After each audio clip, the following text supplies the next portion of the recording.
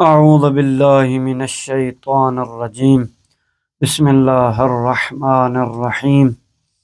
رب اشرح لی صدری ویسر لی امری واحلل عقدۃ من لسانی یفقہوا قولی اللہم صلی علی محمد وآل محمد وعجل فرج آل محمد۔ میرے سامعین محترم، ناظرین گرامی، آج ہم سورہ بقرہ کی آیت نمبر 44 کی تفسیر کو بیان کر رہے ہیں،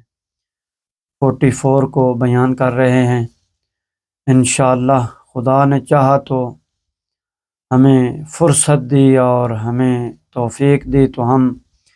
اس تفسیر برہان کو کامل کریں گے،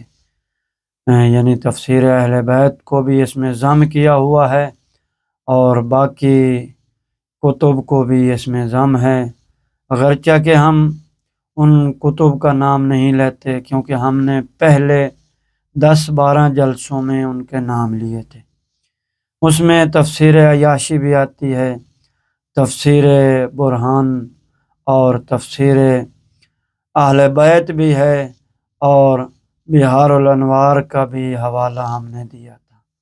اور باقی کتب کا بھی ہم نے حوالہ دیا تھا۔ آپ ہمارے ساتھ مل کے رہیے اور ہماری ویڈیوز کو سنا کریں اور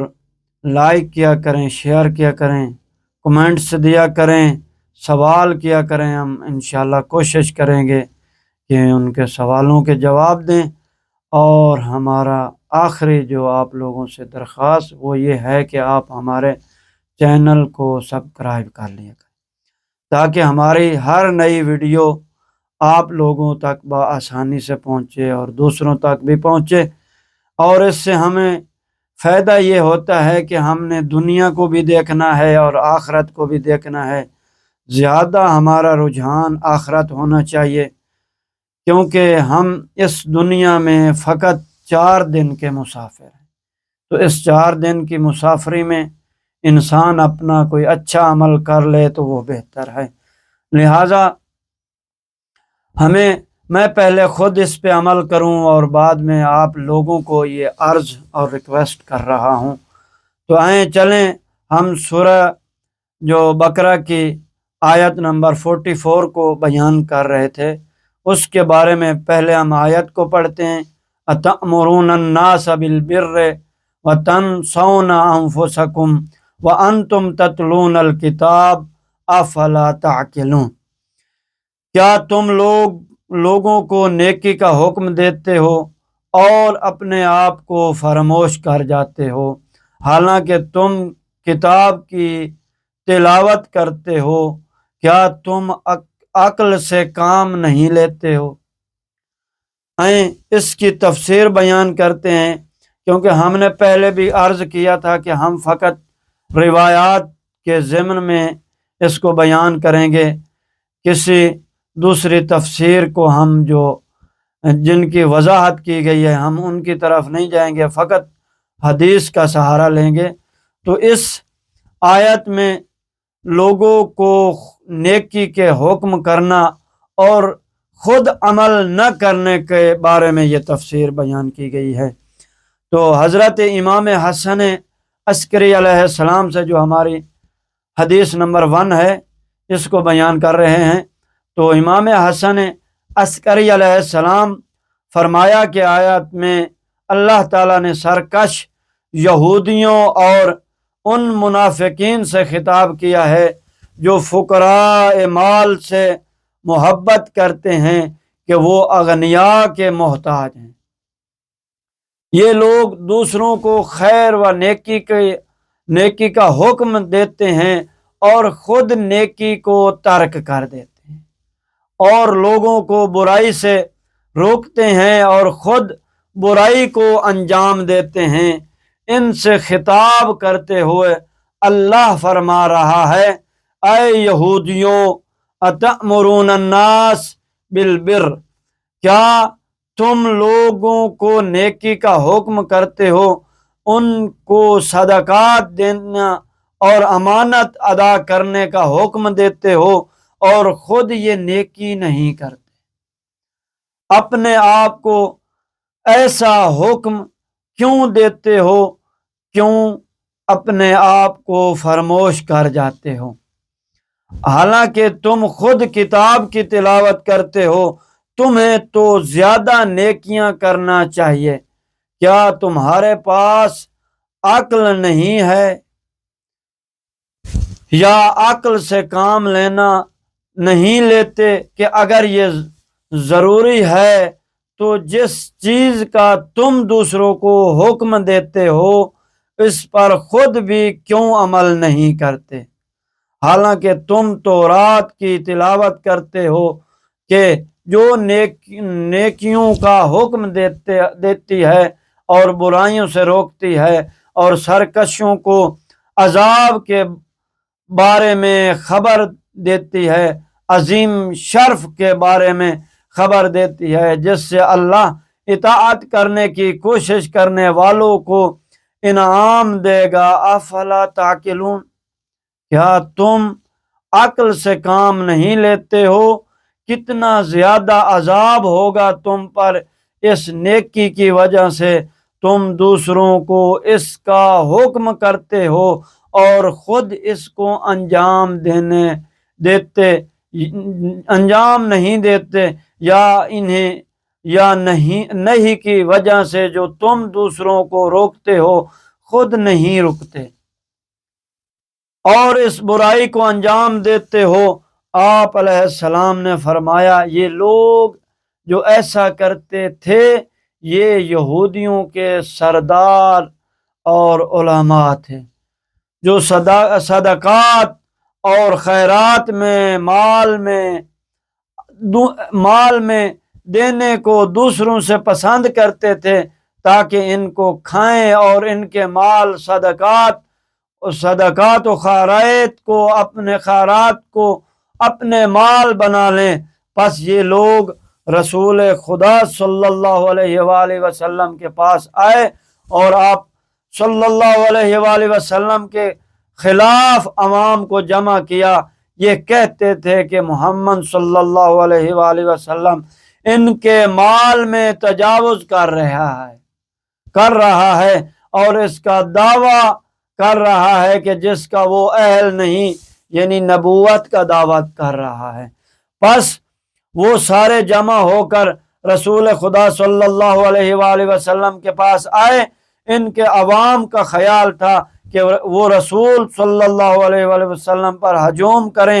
کریں گے اور ان کو قتل کر دیں گے۔ پس اگر رسول خدا صلی اللہ علیہ وسلم اصحاب کے جھرمٹ میں نہ ہوتے پھر ان کو کوئی پتہ نہیں تھا کہ زمانہ ان کے ساتھ کیا کرتا۔ پس جب وہ جمع ہو کر رسول خدا صلی اللہ علیہ وآلہ وسلم کے پاس آئے، حالانکہ وہ کافی زیادہ تھے اور جو ان کے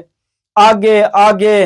تھے، جو رسول اللہ صلی اللہ علیہ وسلم کے سامنے تھے، ان سے یہودیوں کے سرداروں نے کہا تحقیق ہماری قوم جمع ہوئی ہے اور انہوں نے اتفاق کر لیا ہے کہ اگر وہ حضرت محمد صلی اللہ علیہ وسلم کو دلیلوں سے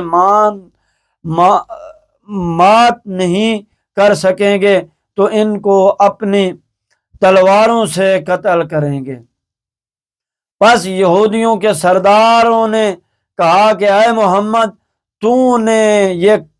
گمان کیا ہے کہ تو رب العالمین کی طرف سے رسول صلی اللہ علیہ وآلہ وسلم ہے، جیسا کہ موسیٰ علیہ السلام اور دوسرے گزشتہ انبیاء ہیں اور ان سے تو افضل ہے۔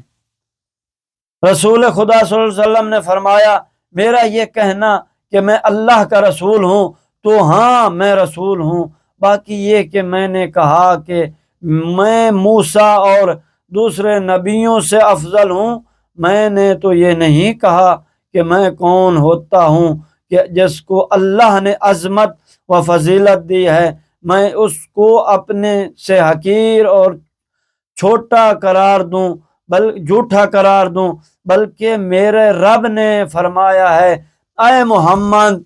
آپ صلی اللہ علیہ وسلم کو تمام انبیاء و مرسلین اور تمام ملائکہ مقربین سے ایسے ہی فضیلت حاصل ہے جیسے مجھے رب العزت کو ساری مخلوق پر حاصل ہے۔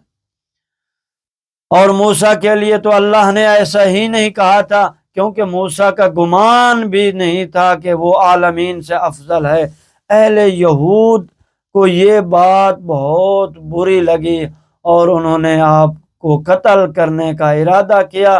پس وہ آگے بڑھے تاکہ آپ صلی اللہ علیہ وسلم پر تلواریں چلائیں، تو ان میں سے ہر ایک کے ہاتھ خشک ہو گئے۔ وہ حرکت دینا چاہتے تھے لیکن نہیں دے سکتے تھے، اور وہ اس کیفیت کی وجہ سے پریشان ہو گئے اور حیرت میں غرق ہو گئے۔ پس رسول خدا صلی اللہ علیہ وسلم نے ان سے فرمایا، تمہیں کیا ہو گیا؟ تم اپنی حیرت میں کیوں غرق ہو گئے؟ تم صبر نہ کرو، جرأت کرو، پس اللہ تعالیٰ نے تم سے خیر کا ارادہ کیا ہے کہ تمہیں اپنے ولی پر ظلم کرنے سے روکا ہے، اور تمہارے لیے یہی کافی و بس ہے کہ تم محمد صلی اللہ علیہ وسلم کی نبوت اور اس کے بھائی علی کی ولایت و وصایت کے بارے میں اللہ کے ادلے و حجت غور سے سنو۔ پھر رسول خدا صلی اللہ علیہ وسلم نے فرمایا، اے یہودیو، تمہارے کافر سرداروں کو تمہارے اموال سے محبت ہے اور تمہارے حقوق پر ڈاکہ ڈالتے ہیں، اور مال کا حصہ تم سے لے کر اپنے مال بناتے ہیں، اس کے بعد تمہارے اوپر یہ ظلم کرتے ہیں کہ تمہیں نیچا جھکا کر رکھتے ہیں اور خود کو تم پر بلند ظاہر کرتے ہیں۔ اس کے بعد یہودیوں کے سرداروں نے آپ صلی اللہ علیہ وسلم کو مخاطب کر کے کہا، آپ صلی اللہ علیہ وسلم نے اپنی نبوت اور اپنے بھائی علی کی امامت و وصایت کا جھوٹا دعویٰ کیا ہے، اور ہماری قوم کے لوگوں کو آپ دھوکہ دے رہے ہیں۔ اس دعوے کی ادلہ بیان کریں، دلیلیں بیان کریں۔ رسول خدا صلی اللہ علیہ وسلم نے فرمایا، ایسا نہیں، لیکن اللہ تعالیٰ نے اپنے نبی کو حکم دیا کہ وہ ان سے کہے کہ وہ پہلے وہ مال لے کر حاضر ہوں جو ان لوگوں نے عوام الناس سے چھپایا ہوا ہے، اور وہ ان عوام الناس کا مال ہے جو ان کا ولی ہے، وہ سارا مال یہاں تمہارے سامنے حاضر کریں، اور جو تمہارے حساب کرنے والے ہیں ان کو بھی حاضر کیا جائے، پھر ان کو بلایا جائے جو تمہارے مال اکٹھے کرنے میں ان سرداروں کے پیروی کرتے ہیں۔ پس ان کا مال اکٹھا کرنے والوں کے اعضاء و جوارح بولیں گے، پھر ایسے ہی تمہارے مال کو کھانا اور اپنے بنانے والوں کو کے جوار بولیں گے۔ پھر رسول خدا صلی اللہ علیہ وسلم نے فرمایا، اے میرے رب کے ملائکہ، ان ظالموں نے جو مال باطل انداز میں جمع کیا ہے اور عوام پر ظلم کر کے جمع کیا ہے، وہ سب میرے سامنے حاضر کرو۔ پس اس وقت جو درہم دینار ان کے جیبوں میں یا خرچیوں میں تھے، وہ خرجینوں میں تھے، وہ لباس، حیوانات اور جو مال انہوں نے پوشیدہ رکھا ہوا تھا، وہ سب کا سب جلدی جلدی ان کے سامنے اکٹھا ہو گیا۔ پھر فرمایا، ظالموں کے حسابات کرنے والوں کو لایا جائے جو ان کو فقراء کو دھوکہ دیتے ہیں اور ان کے سامنے غلط حساب کرتے ہیں، اور اس وقت وہ دفتر کاپیاں جن میں وہ ظالموں کے لیے لکھا کرتے تھے وہ بھی سامنے آ گئے۔ پھر آپ صلی اللہ علیہ وسلم نے فرمایا، ان کو اٹھاؤ اور پڑھو، اس میں ہر قوم کا کتنا کتنا حصہ ہے، یعنی کتنا کتنا مال ان ظالموں نے فقراء و غرباء سے لیا ہے۔ پھر رسول صلی اللہ علیہ وسلم نے فرمایا، فرشتوں، ان میں سے ہر سردار کے نام کے نیچے وہ رقم تحریر کرو جو اس نے ان کے اموال سے ظلم کرتے ہوئے لیا ہے اور ان کے مال سے چوری کیا ہے، لیکن ان کے لیے واضح و روشن ہو جائے۔ پس ایک واضح تحریر ظاہر ہوئی، بلکہ ہر قوم کا جو حصہ تھا وہ ظاہر ہو گیا۔ جو انہوں نے ان لوگوں سے خیانت کی تھی، 10 گنا زیادہ تھا جو وہ ظاہر کرتے تھے۔ پھر رسول خدا صلی اللہ علیہ وسلم نے فرمایا، اے فرشتوں، اس موجودہ مال کو الگ الگ کرو۔ پس جو ان کے اور ان کے ظالموں کے درمیان مال تھا، ان کو جدا جدا کر دیا گیا۔ تو پھر آواز دی گئی کہ جو اس مال کا حقدار ہے وہ آئے۔ پس اسی دوران اس مال میں اضطراب پیدا ہوا اور بعض مال دوسرے بعض سے الگ ہو گیا، یہاں تک کہ اس کے اعضاء بھی جدا جدا ہو گئے، جیسا کہ کتابت میں الگ الگ ہوتا ہے۔ پس جو مالک حاضر تھا اس کا مال ان کے سپرد کر دیا گیا، اور جو موجود نہ تھا ان تک ان کا مال پہنچایا گیا، اور جو مر گئے تھے ان کے ورثاء کو وہ مال مل گیا۔ بس اللہ تعالیٰ نے یہودیوں اور ان کے سرداروں کو رسوا کیا، اس وجہ سے بعض میں شقاوت شدید ہو گئی اور بعض کو اللہ تعالیٰ نے اس وجہ سے توفیق عطا فرمائی۔ جو سرداروں نے اسلام قبول کرنے کا ارادہ و ہمت کی اور کہا، اے محمد، ہم گواہی دیتے ہیں کہ آپ صلی اللہ علیہ وآلہ وسلم سچے نبی ہیں اور جو سب سے افضل ہیں، اور آپ صلی اللہ علیہ وسلم کا یہ بھائی آپ کا وصی ہے جو اکمل اور صاحب جلال ہے، اور اللہ نے ہمارے گناہوں کی وجہ سے ہمیں رسوا کیا ہے۔ آپ صلی اللہ علیہ وسلم نے کیا کہتے ہیں کہ اگر ہم توبہ کریں اور سب کچھ چھوڑ دیں تو ہمارا کیا حال ہوگا؟ رسول خدا صلی اللہ علیہ وسلم نے فرمایا، تم جنت میں ہمارے ساتھ ہوگے اور دنیا میں ہمارے دینی بھائی بن جاؤ گے، اور اللہ تعالیٰ تمہارے رزق میں وسعت دے گا، اور جو مال تم سے لیا گیا ہے اس کے کئی گنا کر کے تمہیں دیا جائے گا۔ اور یہ سارا واقعہ ان لوگوں کو اللہ نے فراموش کروا دے گا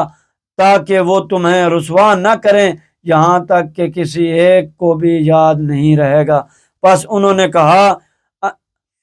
انا نشہد ان لا الہ الا اللہ وحدہ لا شریک لہ وانک محمدا عبدہ ورسولہ ووصیہ وخلیلہ۔ ہم گواہی دیتے ہیں کہ کوئی معبود نہیں سوائے اللہ کے جو وحدہ لا شریک ہے، اور اے محمد، آپ صلی اللہ علیہ وسلم اس کے بندے و رسول چنے ہوئے دوست ہیں، اور علی آپ صلی اللہ علیہ وسلم کے بھائی اور آپ کے وزیر، اور آپ صلی اللہ علیہ وسلم کے دین کو قائم کرنے والے، اور آپ کے نائب، اور آپ کے بعد دین کے لیے جنگ کرنے والے، اور ان کو آپ صلی اللہ علیہ وسلم سے وہی منزلت حاصل ہے جو ہارون کو موسیٰ سے تھی، مگر یہ کہ آپ کے بعد نبی کوئی نہیں ہوگا۔ پس رسول خدا صلی اللہ علیہ وسلم نے فرمایا، فلاح پانے والے ہو۔ تو تفسیر عیاشی نے، علامہ نے تفسیر میں یعقوب ابن شعیب سے نقل کیا ہے کہ آپ صلی اللہ علیہ وسلم نے فرمایا کہ اتأمرون الناس بالبر وتنسون انفسکم کے ذیل میں فرمایا، جو لوگوں کو